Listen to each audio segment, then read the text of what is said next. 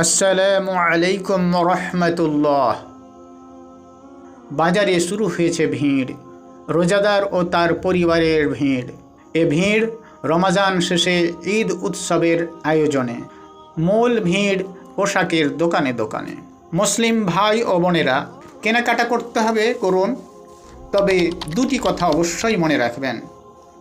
এক, রাসূলুল্লাহ সাল্লাল্লাহু আলাইহি ওয়াসাল্লাম বলেছেন, আহাব্বুল বিলাদি ইলাল্লাহি মাসাজিদুহা ওয়া আবগাদুল বিলাদি ইলাল্লাহি আসওয়াকুহা।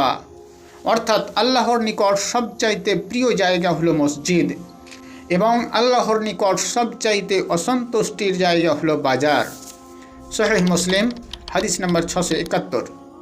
সুতরাং কেনাকাটা করে যত তাড়াতাড়ি সম্ভব বাজার থেকে বেরিয়ে যাওয়া উচিত, কারণ এখন আপনার সময় অতি মূল্যবান। ঈদের দিনটি আমরা পাবো কিনা কেউই জানি না, আর পরবর্তী রমজান পাবো কিনা সে তো আরও দূরের কথা। অতএব রমজান মাসকে মূল্যায়ন করতে হবে, বেশি সময় দিতে হবে আল্লাহর ইবাদতে। নাম্বার 2, পোশাক কেমন কিনবেন মহান আল্লাহ তার ইঙ্গিত দিয়ে রেখেছেন। আউযু বিল্লাহি মিনাশ শাইতানির রাজীম। ইয়া বানি আদম ক্বাদ আনসালনা আলাইকুম লিবাসা ইউআরি সাওআতিকুম আরিশা ওয়া লিবাসুত তাকওয়া যালিকা খায়র। হে আদম সন্তানগণ, তোমাদের নিকট পোশাক অবতীর্ণ করেছি তোমাদের লজ্জাস্থান ঢাকার জন্য এবং সৌন্দর্য বৃদ্ধির জন্য। আর জেনে রেখো, তাকওয়ার অর্থাৎ আল্লাহ ভীতির পোশাক এটাই সর্বোত্তম। সূরা আরাফ আয়াত নম্বর 26। আবু হুরায়রা রাদিয়াল্লাহু আনহু হতে বর্ণিত, তিনি বলেন, রাসূলুল্লাহ সাল্লাল্লাহু আলাইহি ওয়াসাল্লাম বলেছেন, জাহান্নামবাসী 2 প্রকার মানুষকে এ যাবত আমি দেখিনি। একদল মানুষ যাদের সঙ্গে গরুর লেজের মতো চাবুক থাকবে, তা দ্বারা তারা লোকজনকে প্রহার করবে, এবং একদল নারী যারা কাপড় পরে থাকা সত্ত্বেও উলঙ্গ, যারা আকৃষ্ট করবে ও নিজেও অন্যের প্রতি আকৃষ্ট হবে।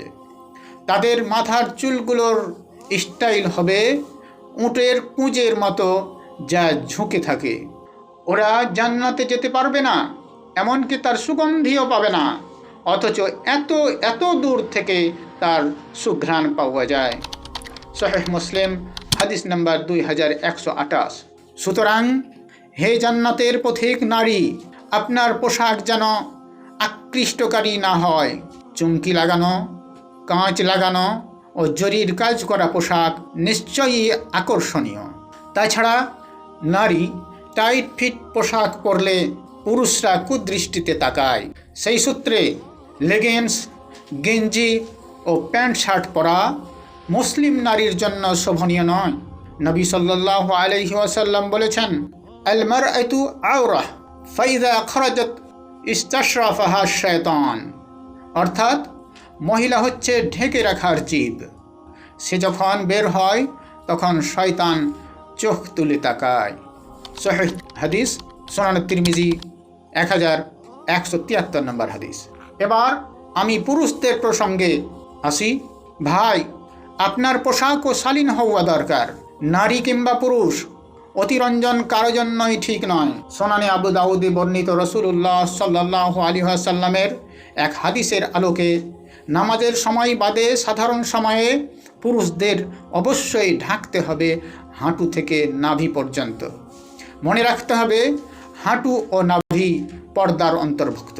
আন জারহাদ আল আসলামি রাদিয়াল্লাহু আনহু আন্না নবী সাল্লাল্লাহু আলাইহি ওয়াসাল্লাম মাররা বিহি ওয়া হুয়া কাশিফুন আন ফাখিযিহি فقال النبي صلى الله عليه وسلم غطي فخذك فإنها من العورة।